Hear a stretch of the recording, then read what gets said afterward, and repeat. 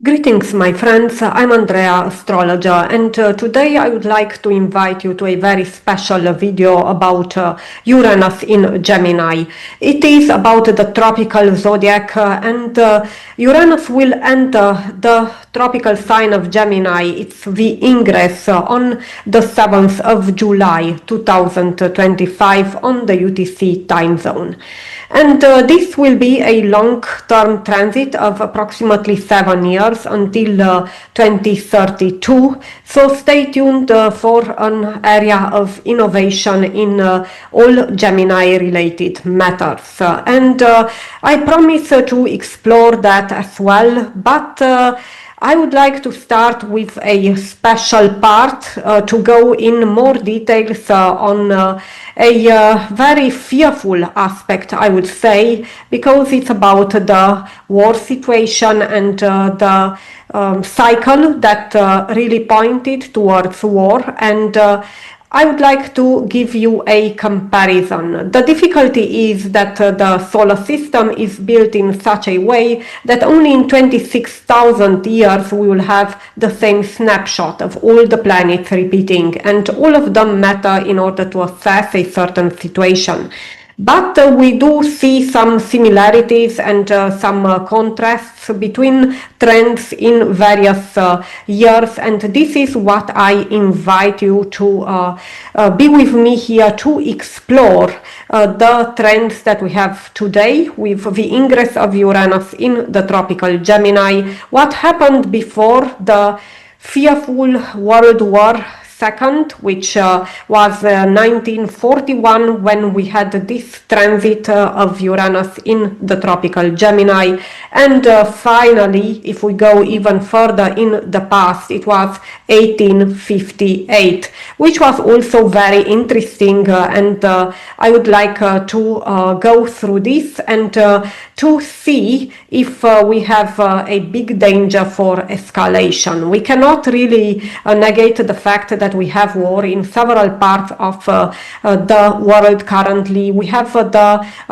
Russia-Ukraine conflict. We do have also the Iran-Israel conflict now, and it is a lot of turmoil in the world besides the macroeconomic situation with tariffs and so on. So let's see what the stars are telling us in regards to previous trends so that we can infer what is the likelihood for a worldwide escalation.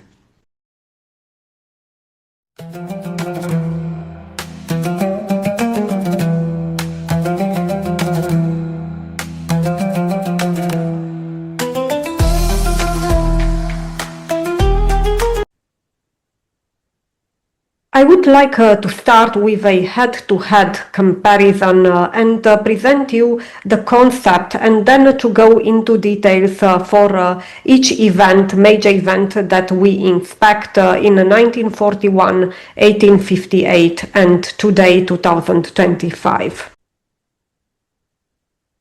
For this analysis, we took actually a head-to-head comparison with now in the middle. So the transit will start on July 8th, 2025, actually July 7th. It will be towards midnight, and we do have the recent past here on the left-hand side, and the past, the 1858, which was not that recent, and I would like to compare them in terms of the significance of major planets, and we take Jupiter, Saturn, Mars, which is the planet of war. We have the outer planets Uranus, Neptune and Pluto, and of course the North Node Rahu, which would be responsible for the collective consciousness. And I would like to see what is more similar, so to speak, from now and the recent past, or the past from 1858. That would be the way we want to explore this. Let's start with the recent past, and this is August 8th, 1941, which coincided with a lot of turmoil in the world.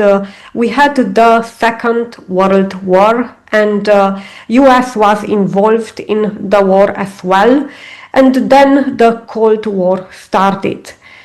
It was a time of huge scientific breakthrough, especially due to circumstances in defense, weapons, communications, coding. So we had a lot of codified means of transmitting information, which is all about Gemini. It's about information flow, it's about news, which were transmitted with new ways of communication. Let's analyze the configuration at that time when we had this ingress of Uranus in the tropical Gemini on August 8, 1941. Jupiter was in the mid of Gemini exactly at 15 degrees and Saturn was in Taurus at the end of the sign. And this shows the fact that we didn't have an interaction between Jupiter and Saturn, so no aspects. So from here we didn't have any trigger. But Mars is in the warrior sign of Aries, which is also the sign of war. Mars is very strong there because it is its own sign, the sign of its rulership, one of them, and it's regarded as its own home, so to speak, where the planet can manifest fully. And we had Uranus at 0 degrees of Gemini, Neptune at the end of Virgo at 26 degrees of Virgo, and Pluto at 4 degrees of Leo. So we did have also another dynamic here, and this was a Mars-Pluto trine which was building up afterwards. It was not active exactly at the ingress, but it became more important afterwards as the transit was progressing through Gemini. And this is pretty explosive energy because Pluto, which is linked to atoms and atomic bomb as a weapon, is really fueling this Mars energy, which is very warlike. And we do have also the sign of Virgo, which is highlighted with Neptune and Rahu conjunct in Virgo in a quite tight conjunction of 2 degrees. And this was really a configuration that was talking about war, especially from a Mars perspective. The fact that it was in sextile with Jupiter, which was exacerbating it, it was quite a strong aspect with 3 degrees of orb. And then we had also Pluto, which was in trine, yes, a positive aspect, but it was really enhancing this war energy from Mars in Aries. So this was the landscape at that time with a prominent configuration of Mars, which was enhanced by Jupiter and Pluto. And we had also a unauspicious conjunction, so a negative one between Neptune and Rahu in the sign of Virgo. And now about the past, from 1858, 2nd of June, that was the time before this war situation, the World War, that we had a similar transit. It was this ingress of Uranus in the tropical Gemini. And what happened back then? We don't have a major war situation, but we had also a lot of scientific innovation in communication, because it was the time when the first transatlantic telegraph cable was discovered and put into function, and this was connecting Europe with America. So it was really a big breakthrough at that time. Another scientific event worthwhile to mention was the publication of Charles Darwin's theory of evolution. And this was also a breakthrough in the way we saw our evolution as a human species. And we had also the beginning of British rule in India, and this was on the political scene the most important event at that time, roughly. So we didn't have a major conflict worldwide when we had that ingress. So now let's see what was the astrological configuration for it.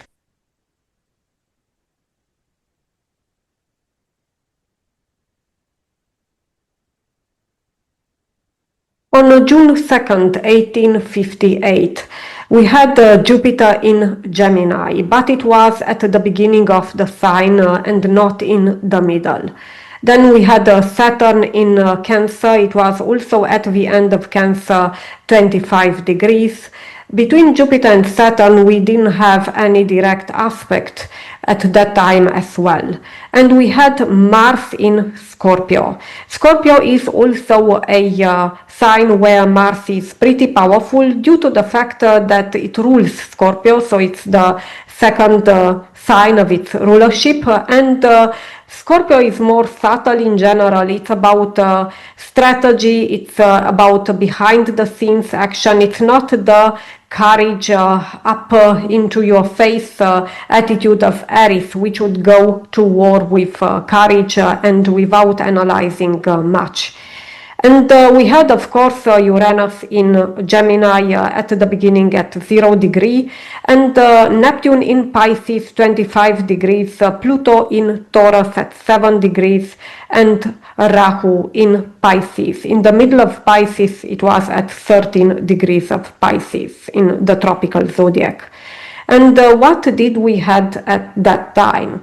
So we have here an interesting similarity, if you look. So we had Neptune Rahu conjunct as well. It was really a much wider conjunction. Mars is a hidden role, so to speak, here. It's not on the surface, but it is in a positive aspect, in a trine with Saturn. Saturn would diminish the action of Mars in this case. Because it's a restrictive influence. So if we would say that Mars is still strong, it's not really the direct warrior, but would be the one which would really strategize a war, then Saturn would diminish this influence. Then we did have also Neptune in a positive aspect with Mars. And this was the Pisces-Scorpio relationship. It is not really very strong, an influence that is very active, but Neptune would also have this energy of diminishing, of dissolving any conflict that would be triggered by Mars, even if it happens behind the scenes. Pluto in Taurus is actually in an opposite angle with Mars in Scorpio. It's an opposition that is still active within 8 degree orb, and this shows a conflict, so to speak, that Mars will not be helped by Pluto like in the other case in order to really widespread this energy that is associated with a strong Mars. Talking about a hidden conflict here, it's about a war that is not propagated yet. And now we are back today. I filmed this on June 22nd when we had also the news about the US strike on Iran's nuclear facilities. So it is really a time of concern, and we would like also to analyze the stars and the story behind it.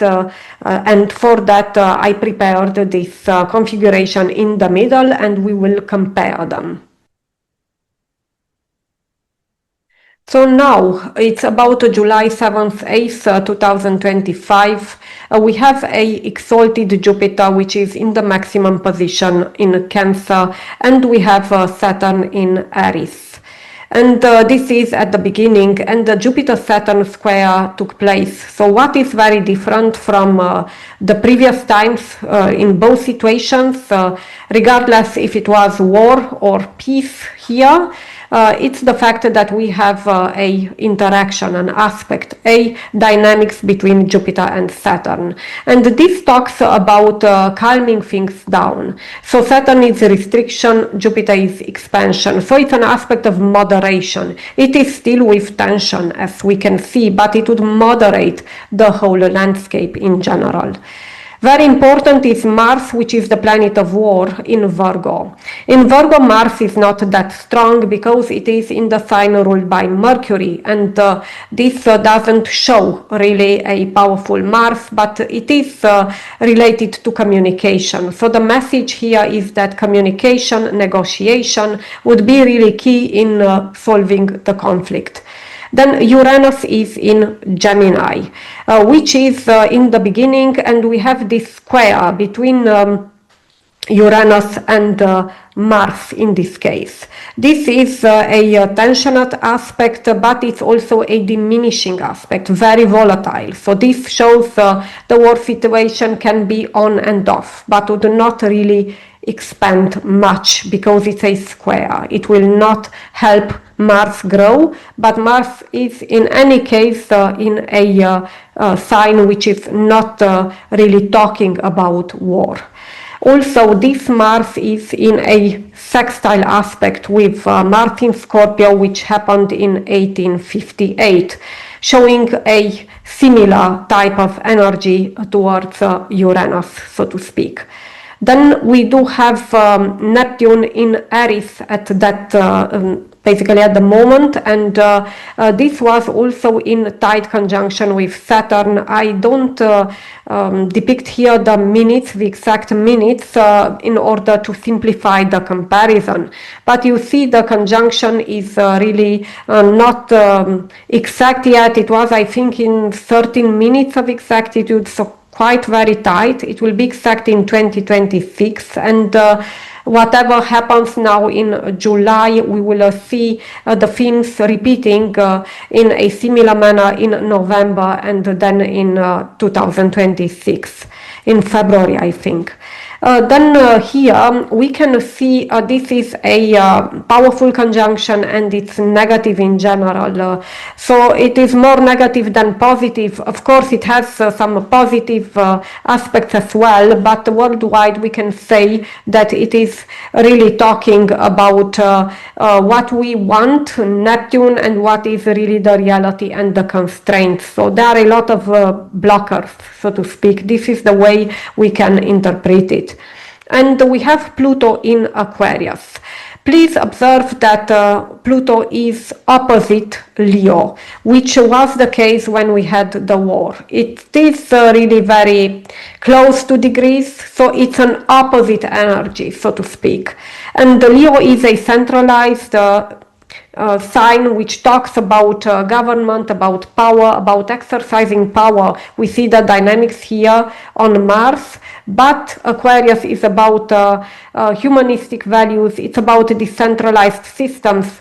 So this would point out the fact that we might see, yes, and we see already war situation that is pretty decentralized. So it's isolated in the world. It's not ideal, but it's better than being centralized. And Rahu is in Pisces. And it was in Pisces also in 1858, which was the time before the World War II, when we had this ingress of Uranus in Gemini. And it was a sign of peace. Pisces is a Pacific sign, so it's not really about war, it's about peace. And this is also the sign where the collective consciousness was. So finally, it was really a matter of solving whatever was wrong in the world, and really putting this on a stable course, so to speak. And we look at the war situation with Rahu in Virgo. So this was an energy that was opposite Pisces, and it is in 3 degrees orb with what happens now, Rahu at 21 degrees of Pisces. So this shows that yes, there is some war. In 1858 it seems that the whole situation was calmer, but it is really more, I would incline more towards a peaceful resolution of the conflict and not its escalation worldwide. Thank you so much for your attention and for the time spent. I hope it was a useful piece of information for you. Of course, with such rare astrological events and configurations that span multiple generations of human life, which is the case with outer planets Uranus, Neptune, Pluto. We can say that we don't have 100%, which is never the case actually, but not even a high degree of confidence, but we can only analyze and compare the dates that we have in the relatively recent history, because if we can go back even further in time, then the era would be really different, the society may be too different from the way it is right now, and then a comparison wouldn't be that meaningful. But yes, maybe we would have more statistical relevance if we would go in the 1500s or even further away in time.